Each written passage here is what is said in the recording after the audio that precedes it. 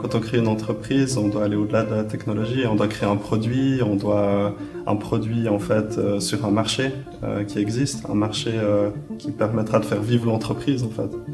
Donc ça c'est un conseil quand on crée une boîte, c'est bien d'avoir une idée mais il faut que cette idée soit viable commercialement.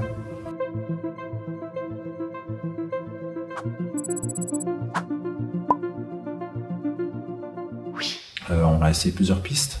Et la piste qui nous a semblé être la plus prometteuse, qui est la piste qu'on suit à l'heure actuelle, c'est celle de la télégestion d'éclairage public. Donc sur la télégestion d'éclairage public, on a installé à peu près 2500 contrôleurs.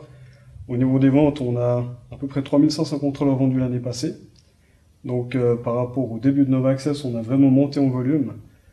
C'est ce qui est intéressant aujourd'hui, c'est ce pourquoi on doit fortifier, je dirais, l'équipe opérationnelle.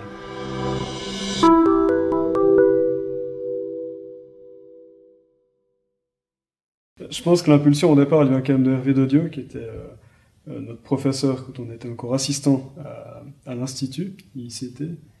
Lui, il avait quand même un passé d'entrepreneur qui était ultra intéressant. Il nous a partagé en fait cette passion. Et je pense que c'est ça qui a formé Nova Access en 2011. Mais aussi, c'est des projets de recherche en fait qui ont été faits sur le sujet, sur l'Internet des objets. Et puis l'ARV, il a vu justement qu'il y avait quelque chose à faire au niveau industriel, au niveau commercial.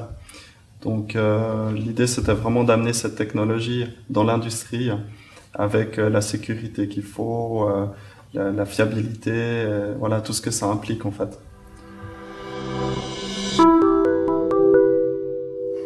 Alors les échecs, c'est pas ça qui manque.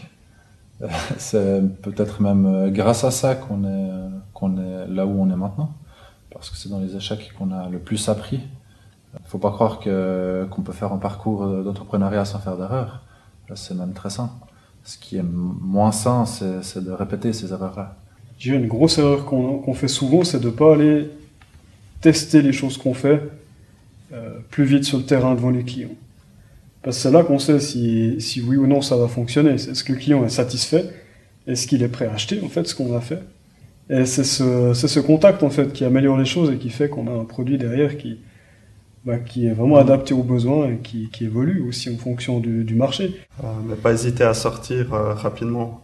Il y a un côté un petit peu suisse à vouloir sortir avec la solution parfaite, mais ça c'est pas une bonne idée je pense.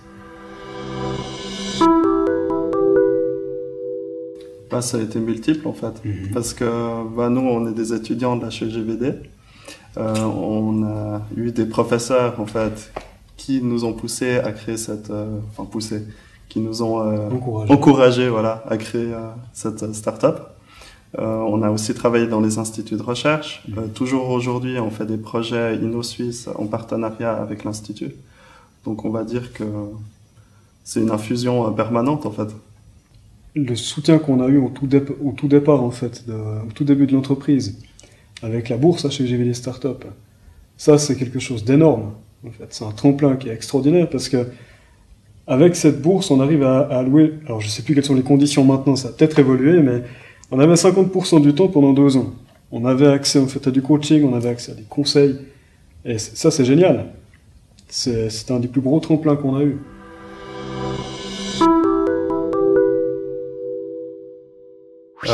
Donc en fait l'objectif pour Nova Access maintenant c'est de continuer notre développement commercial.